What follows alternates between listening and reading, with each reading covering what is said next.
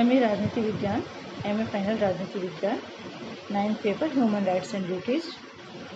Friends, आज का हमारा टॉपिक है मानवाधिकार के मूल तत्व, basic concepts of human rights. मानवाधिकार के मूल तत्वों में पहला मूल तत्व माना जाता है व्यक्ति को, फिर है समूह है, उसके बाद आता है आपका राज्य, उसके बाद मूल तत्वों में सम्मिलित किया गया है सिविल सोसाइटी को, नागरिक समाज को और स्वतंत्रता, इसी तरह से आपका समानता और न्याय, ये हमारे मूल तत्व माने गए हैं। इन मूल तत्वों में हम सबसे पहले चर्चा करेंगे व्यक्ति से। व्यक्ति से तात्पर्य उस जीवन इकाई से होता है जो कि समाज के निर्माण की महत्वपूर्ण इकाई है। व्यक्ति ही वह तत्व है जिसके मिलन से समाज, समूह एवं राज्य का निर्माण होता है। और हम जानते हैं व्यक्ति के बिना न समाज की कल्पना की जा सकती है और न ही राज्य व समूह की कल्पना की जा सकती है। यदि व्यक्ति ही नहीं होगा तो फिर मानवाधिकारों की जो अवधारणा है उसमें हमें सोचना ही नहीं पड़ेगा। अर्थात व्यक्ति ही वह प्राथमिक इकाई है जिसके लिए हम मानवाधिकारों की बात करते हैं। और हम ये भी कह सकते हैं कि व्यक्ति ही है जो कि मानवाधिकारों का सबसे बड़ा हनन करता है। अर्थात मानवाधिकार के अंतर्गत वे सभी अधिकार सम्मिलित किए जा सकते हैं जो व्यक्ति को उसमें निहित मूल प्रवृत्तियों के पूर्ण विकास के लिए आवश्यक है। और यदि ये कहा जाए कि इनका संबंध मानवता से है तो भी गलत नहीं होगा। मानव के सुखपूर्वक रहने के अधिकार को सुरक्षित रखने के लिए ही मानवाधिकारों एवं कर्तव्यों की कल्पना की गई। व्यक्ति की संवेदना, सहयोग एवं वैचारिक आदान प्रदान तक ही इनको सीमित नहीं किया गया। और इसका जो संबंध है वो मानव गरिमा, न्याय, निष्पक्षता, शोषण रहित समाज से भी रहता है। व्यक्ति की स्थिति का वर्णन अलग अलग विचारकों ने अलग अलग प्रकार से किया है। कुछ विचारकों द्वारा व्यक्ति को साधन एवं राज्य को साध्य माना गया है। व्यक्ति को साधन एवं राज्य को साध्य माना गया है। अर्थात व्यक्ति राज्य के लिए होता है, न कि राज्य व्यक्ति के लिए। इनमें प्रमुख रूप से हम हॉब्स और मैकाले एवं हीगल का नाम ले सकते हैं, जिसके अंतर्गत व्यक्ति को अपनी स्वतंत्रताओं का उपयोग राज्य के हित को ध्यान में रखते हुए करना चाहिए। और कुछ ऐसे भी विचारक हुए हैं जिन्होंने अपने विचारों में व्यक्ति को साध्य और राज्य को साधन माना है। हम इसमें महात्मा गांधी का नाम ले सकते हैं। गांधी जी राज्य को मानव सुविधाओं एवं जनता की अपेक्षाओं की पूर्ति का साधन मानते थे। गांधी जी के लिए राज्य से अधिक महत्वपूर्ण व्यक्ति था और व्यक्ति के विकास के लिए राज्य द्वारा किए जाने वाले प्रयासों को राज्य का कर्तव्य एवं व्यक्ति का अधिकार मानते थे। मानव अधिकारों की जो अवधारणा है उसकी शुरुआत ही व्यक्ति से होती है। अर्थात व्यक्ति के बिना अधिकारों की हम कल्पना ही नहीं कर सकते। कल्पना करना ही व्यर्थ होगा, क्योंकि जब तक व्यक्ति नहीं होगा तो किसके अधिकारों की बात होगी। तो व्यक्ति बहुत महत्वपूर्ण आधार होता है और व्यक्ति को सुविधाएं प्रदान करने के लिए ही राज्य की स्थापना की गई थी। बाद में धीरे धीरे राज्य के कर्तव्यों में वृद्धि होती गई और अंतर्राष्ट्रीय एवं राष्ट्रीय कानूनों एवं प्रावधानों के माध्यम से ही इन कर्तव्यों को न्यायालय द्वारा मानव अधिकारों के रूप में विकसित किया जाता रहा है। अब हम चर्चा करेंगे समूह की, ग्रुप। समूह जो है वो एक अभिप्राय यदि हम इसका देखें तो सामान्यतः एक से अधिक व्यक्तियों को साथ रहकर कार्यरत करने को कहा जाता है। परंतु समूह शब्द का तात्पर्य है कि एक से अधिक व्यक्तियों के विचारक रूप से साथ रहते हुए कार्य करना, जिसमें कि शारीरिक उपस्थिति अनिवार्य नहीं होती, चाहे वो एक साथ रहे ना रहे, विचार उनके एक जैसे होने चाहिए। अर्थात समूह को हम एक गतिविधि पुंज कह सकते हैं और समूह जो वो मानवीय गतिविधियों का पुंज है। और हम कह सकते हैं कि कई शताब्दियों तक राजनीति के अध्ययन का केंद्रीय विषय भी समूह रहा है। अलग अलग विचारकों ने इसको केंद्र में रख कर के अध्ययन किए हैं और हम ये भी मानते हैं कि समूह के माध्यम से व्यक्ति अपने अधिकारों की रक्षा करता है और इसके माध्यम से सरकारों को अधिकारों की अवहेलना करने से भी रोका जाता है और जनता समूह के माध्यम से अपने हितों की रक्षा करती है। और जब भी कभी सरकारें एक व्यक्ति के द्वारा कोई अधिकार की मांग की जाती है, उसके प्रति जब शिथिलता दिखाती है, कोई ध्यान नहीं देती है, तो व्यक्ति क्या करते हैं, कुछ ऐसे व्यक्ति मिलते हैं जिनके समान उद्देश्य होते हैं।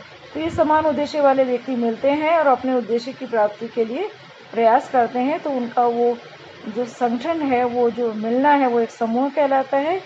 और ये समूह क्या उद्देश्य की प्राप्ति होने के बाद स्वतः समाप्त भी हो जाते हैं, कई बार कंटिन्यू भी करते रहते हैं। ये समूह जो होते हैं वो राजनीतिक दलों से भिन्न होते हैं, क्योंकि समूह द्वारा कभी भी सरकार गठन में रुचि नहीं ली जाती है, प्रत्यक्ष भागीदारी नहीं की जाती है। हाँ, अप्रत्यक्ष रूप से तो ये उसमें इंटरेस्ट रखते हैं। और समूह जो होते हैं वो किसी विशेष उद्देश्य की प्राप्ति के लिए गठित होते हैं। तो ये समूह जो है हमारे मानवाधिकारों का मूल तत्व है। तो हम समूह को भी समझ चुके हैं, व्यक्ति को हमने समझा है, व्यक्ति क्या है। अब हमने समूह को देखा है कि एक से अधिक व्यक्ति जब वैचारिक रूप से एक साथ काम करते हैं तो वो समूह कहलाता है। और अब हम राज्य की बात करते हैं। स्टेट जो है, राज्य क्या है। तो मित्रों, ये जो राज्य है इसकी अलग अलग विचारकों ने अलग अलग परिभाषा दी है।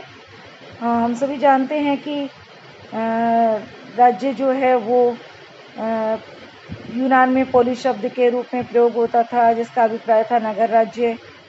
और सिवितास तथा रिपब्लिका 2 शब्दों के रूप में भी इसका प्रयोग हुआ है। ये इसी प्रकार से अलग अलग विचारकों ने अलग अलग इसकी परिभाषाएं दी है। अरस्तु ने प्राचीन काल में लिखा है कि राज्य एक संपूर्ण एवं आत्मनिर्भर जीवन का ध्येय सिद्ध करने के लिए परिवारों एवं गांवों का समूह है।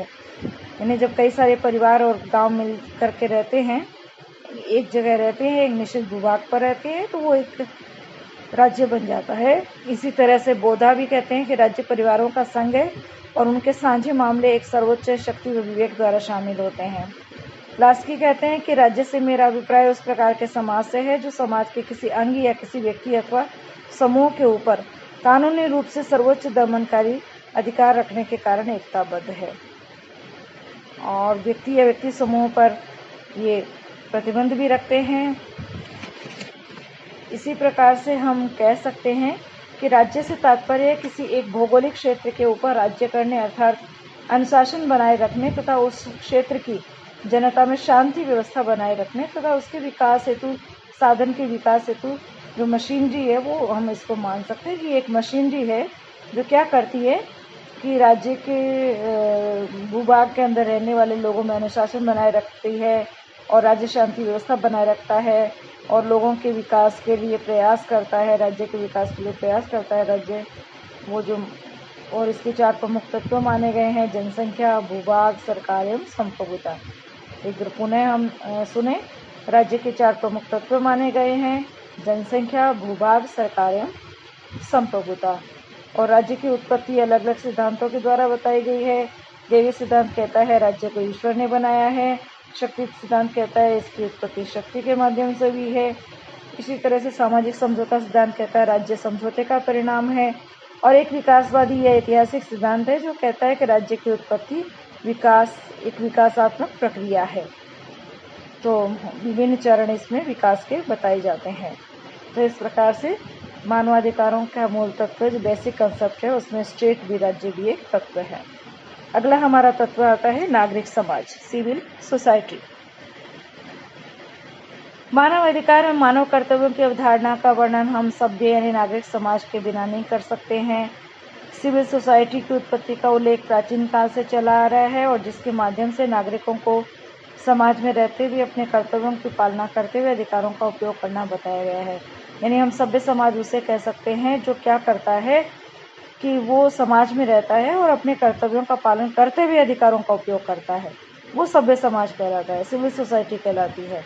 और यूनानी भारतीय विचारकों ने सभ्य समाज में नागरिकों के अधिकारों की कल्पना भी की है और ये भी बताया है कि किस तरह से अधिकार प्रारंभ से ही, राज्य से पूर्व ही अधिकार विद्यमान थे।